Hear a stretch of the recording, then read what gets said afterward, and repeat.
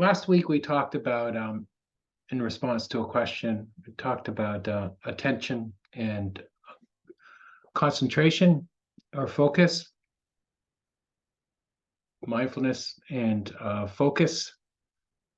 And I wanted to talk a little bit more about that this evening as well.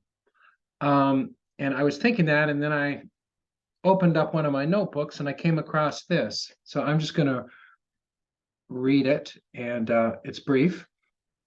And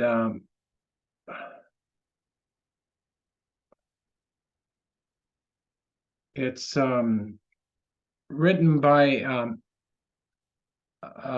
19th century Tibetan practitioner, mystic saint, Patrul Rinpoche, Patrul. He's had a huge influence on the Tibetan teachings in the 19th and 20th century. So anyway, this is entitled The Self-Clarity of Mindfulness. So I thought it's quite on point. So when you are meditating and your thoughts become restless, practice samatha. So samatha is concentration. When you are meditating and your thoughts become restless, practice samatha. In this case, samatha means to focus your mind one-pointedly on a single object, in our case, the breath. As soon as your mind is calm, release your mind from its object, the breath, and again rest your mind without focus. Resting the mind without focus is vipassana. If while you are in the vipassana state and your thoughts once again become restless, go back to samatha. Alternating between samatha and vipassana in this fashion will stabilize the meditation.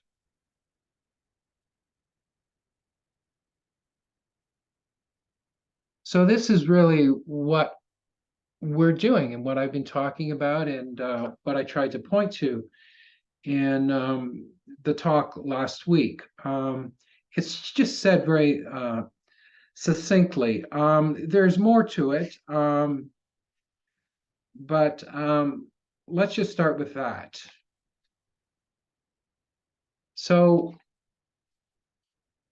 we talk about samatha, and we use the word vipassana not all the time because I don't necessarily want people to confuse it with, we're not really doing the Mahasi Sayadaw tradition or the Uba Kin tradition, although they've had strong influences on me.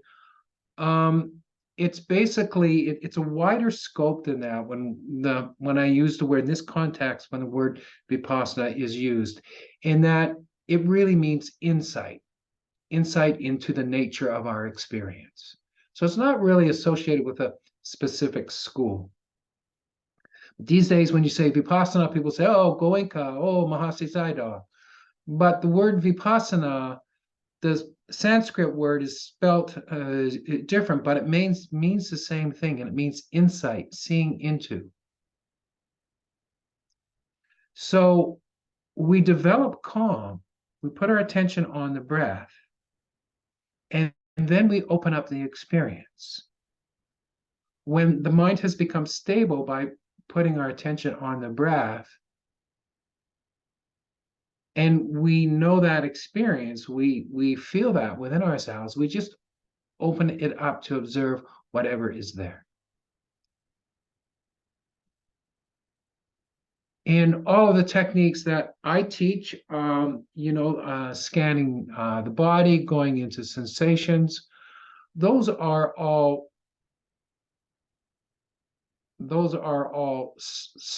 samatha techniques to a point. But when you open it up to the entirety of the body, it is leaning towards vipassana.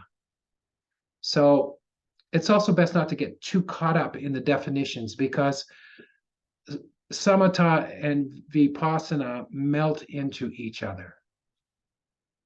But if we want to look at the ingredients, just like in a stew, you put various spices and food substances into the stew, but in a way, it's one taste. And it's like that with the meditation is we're adding the calm and we're adding the insight. And then there is really at some point when the mind has connection, has a strong connection with stability, it all becomes the same practice. A little bit further down, somewhere in here, he says, one useful technique is when the mind starts to get busy, but we can also do this when the mind is relatively calm, is we ask, where did this thought come from? Where is this thought staying? Where is this thought going? Ask yourself any of these questions, and you will find yourself in the nature of mind. Because you're looking directly at the mind, you're looking directly at thought.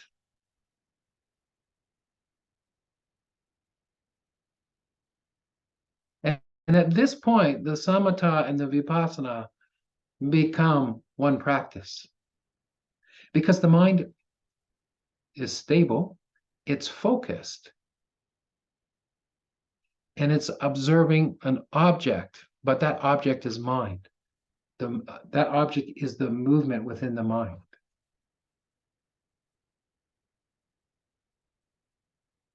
What is this thought? What is a thought? Where did it come from? Where does it exist? What is it in your ear? Is it in your nose? Is it on your chin? Is it on your shoulder? Well, it's in your mind. Where is that? So with that quality of mind that's concentrated and focused, when we observe our experience, then we're doing vipassana. Then we're doing insight meditation.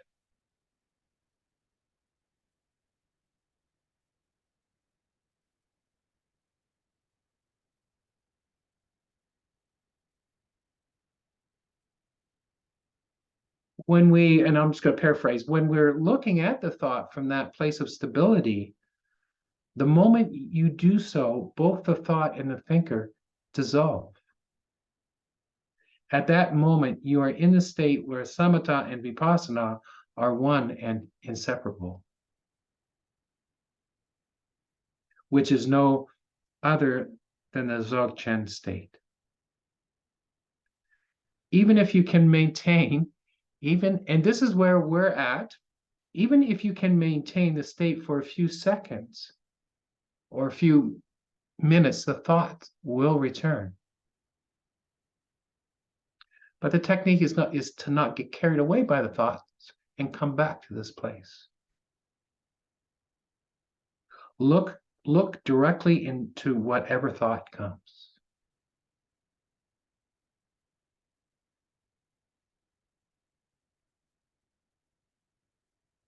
So we've been working with the breath, we've been working with sensations, we're working with the development of stability of mind.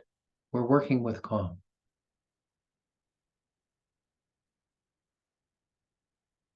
And then when we get to that place, even if it's for a few seconds, then we look directly at the experience of mind.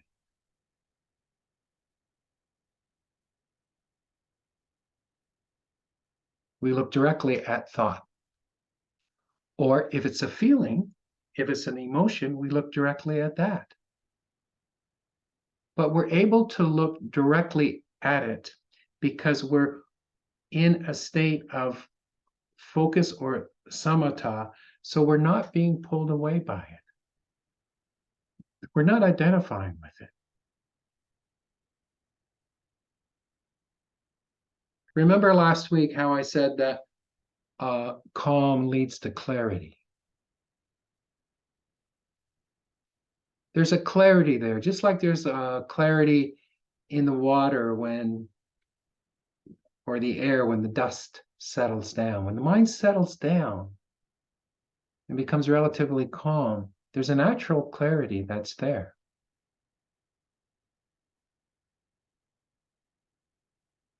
So in that state of clarity, that momentary state of clarity, then we look directly at mind. Then we look directly at mind.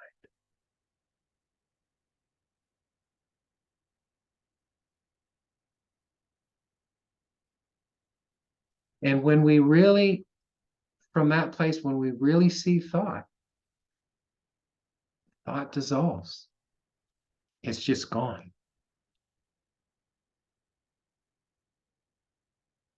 That's happening anyway. But from this place of clarity that we've developed, from this place of clarity, we see it dissolve. It's not just going like from one thing to the other, to the other, to the other, to the other. We are focused and we're watching. We're watching what's taking place. We're seeing clearly what's taking place. A thought comes and a thought goes.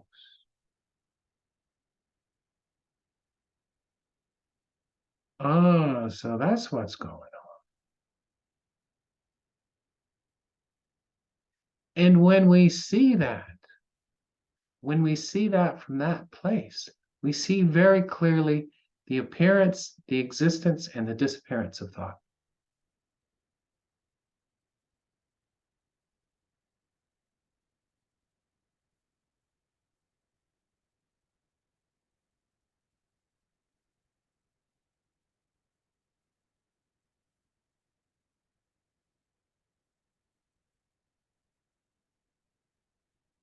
So we develop a capability, we develop a strength, we develop a confidence,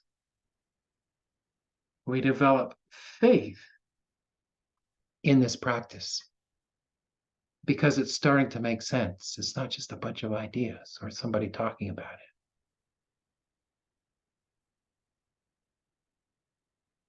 We begin to have direct experiences of the mind.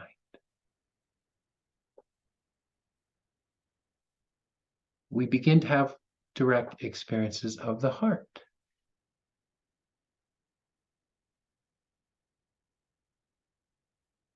We begin to see ourselves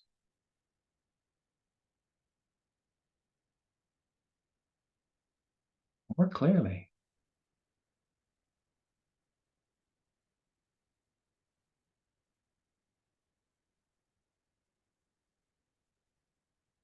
What once weighed 1,000 pounds suddenly doesn't weigh anything at all because there's no substance to it. And even if that's a momentary experience, even if that's a momentary experience, it doesn't change the truth of it.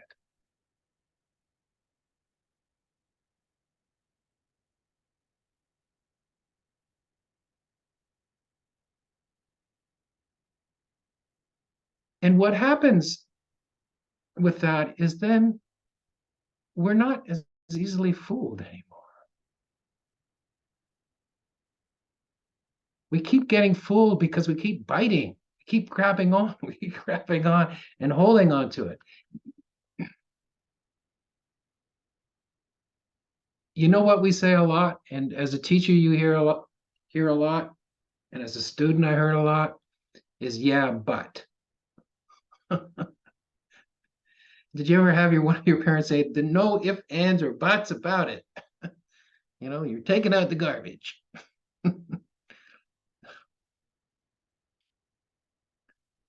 Yeah, but. Yeah, but.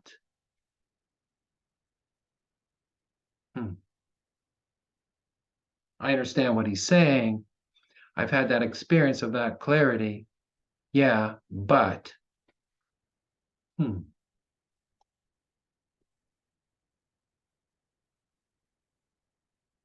That's clinging. That's clinging. We cling. We cling to the way we are, to the way we think we are. We hold on tight. We hold on really, really tight.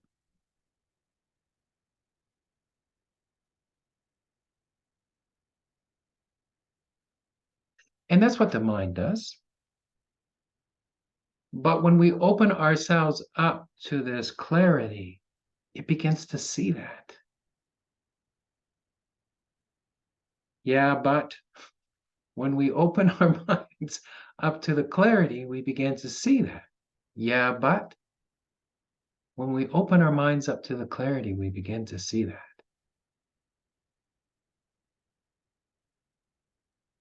Mm. And we develop confidence. We develop faith.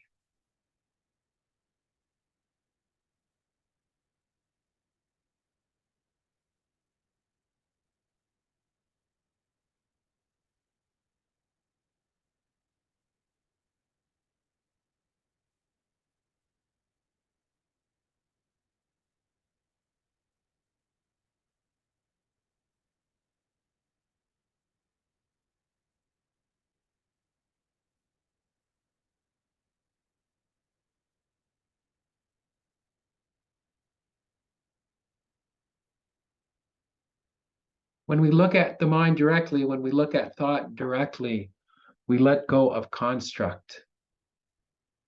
We let go of construct. We let go of concept. And it's a gradual letting go, seeing the many layers of construct within us. Seeing it. So we develop the strength of samatha, and we develop this vipassana, this looking into. Looking at, looking directly at, not thinking about it, because we're in that stable, quiet place, relatively stable, quiet place.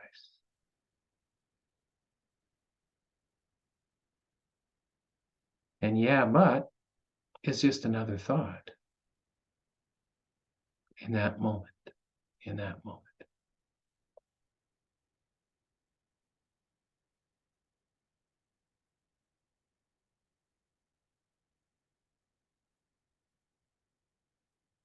And then it's up to each of us to really apply ourselves to this practice and to find what the right balance is for you.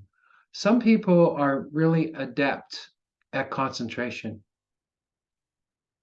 and they take to it easily. And other people, it's much more of a struggle. And so we need to train ourselves. It's a struggle for almost everybody that starts.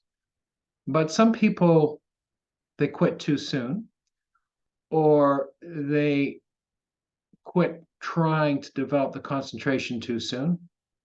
They just, you go on YouTube and there's all types of teachings out there just to open up into the natural state of mind. But without the samatha, this is Patrul Rinpoche. He's one of the modern, if you will, 19th century Dzogchen guys. He's talking about samatha. We do need to have that stability. But we don't necessarily need to have jhana. We don't necessarily need to have that deep concentration. There's a type of concentration that's called access concentration. So the access concentration, in the Buddhist terminology, deeper states of concentration are called jhanas. But before we go into jhana, we have something called access concentration. And access concentration is what is taught a lot in the Thervadian Vipassana world. And that is just, it's just enough concentration so the mind is relatively quiet. The mind is relatively stable. We feel it. You know you're in an altered state, but you're not perhaps one-pointed. You still have thoughts. You still catch yourself being pulled away by thoughts, but it's much easier to catch it quickly and to come back and relax in that state of relative calm and stability. So we work with the breath.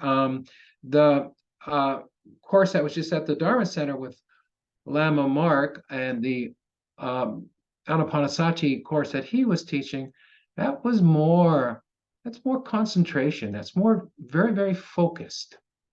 And it's good to do that type of stuff. And when I lead retreats, I always spend time with developing that type of concentration.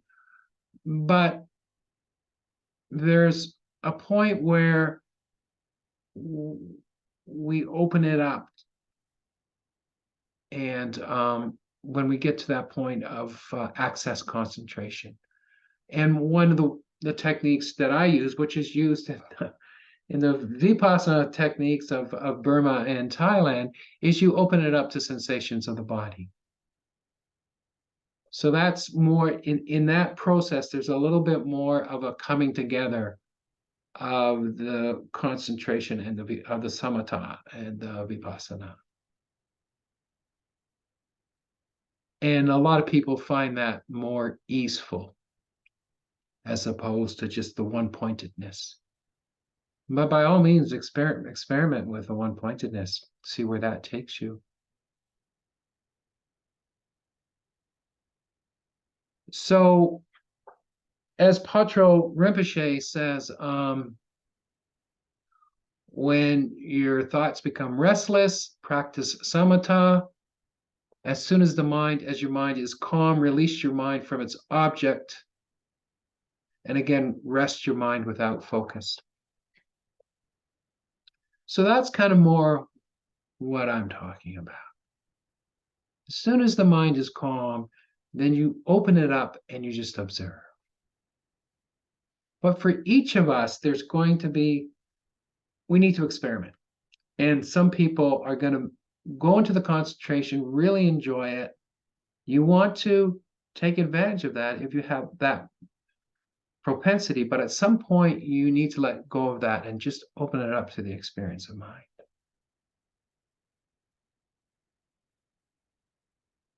But if you go too quickly into the experience of just watching mind or the experience of mind, then you don't have stability. You don't have enough stability.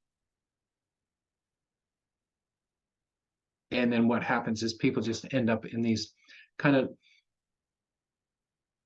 dull states where there is this underlying construct of what they think they're doing with their meditation. But there's no real clarity there. There's an idea. There's concept.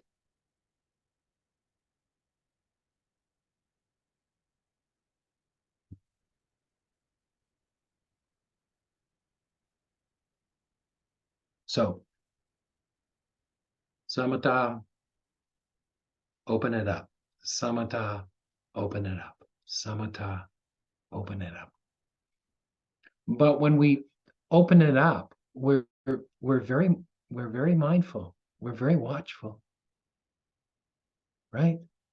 The quality of the mind is very attentive. When thought comes up, we see it.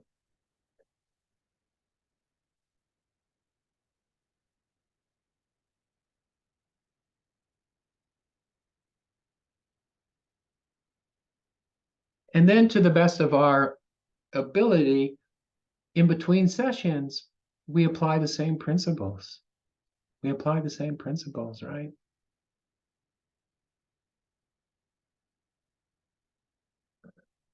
Work with calm. Watch the mind. But watch it.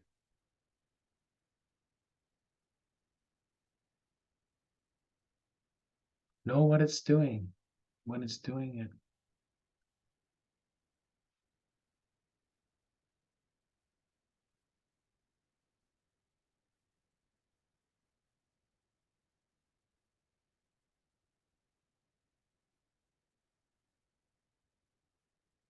You're walking through the room, the kitchen, and you eye that bag of Halloween candy. You're like, now there's something. There's something I can sink my teeth into. And just know that. It's not a bad thing, but know it. That's what mindfulness is to know your experience while you're having it. Not to judge, but to know it.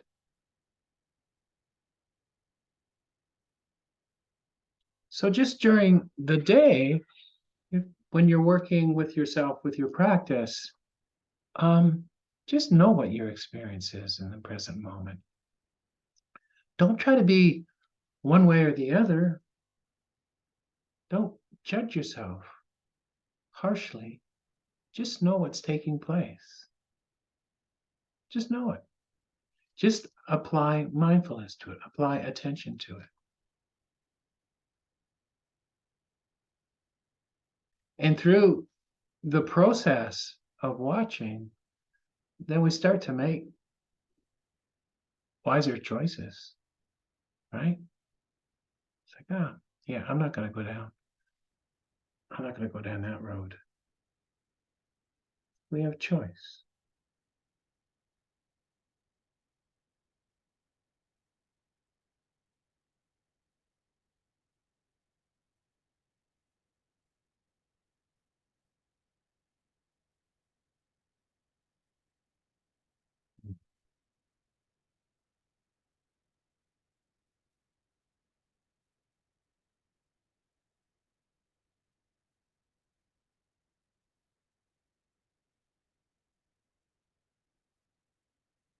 So develop that stability of mind, and then look at mind free of standing anywhere, free of any concept. As the mind gets focused, as the clarity increases, Pacho Rinpoche said, one of the techniques is, where did this thought come from? Where is this thought staying? Where is this thought going? Ask yourself these questions and you'll find yourself in the nature of mind. Again, when you're relaxing in the nature of mind, thoughts will come. Thoughts are the display of mind. They will naturally arise.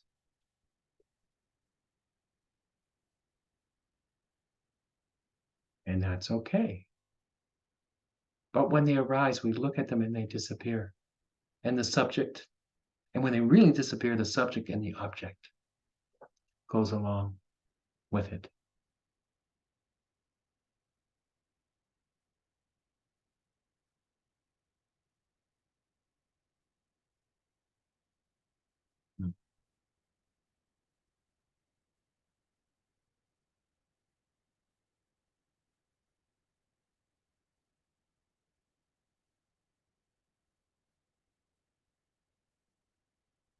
And that's nature of mind.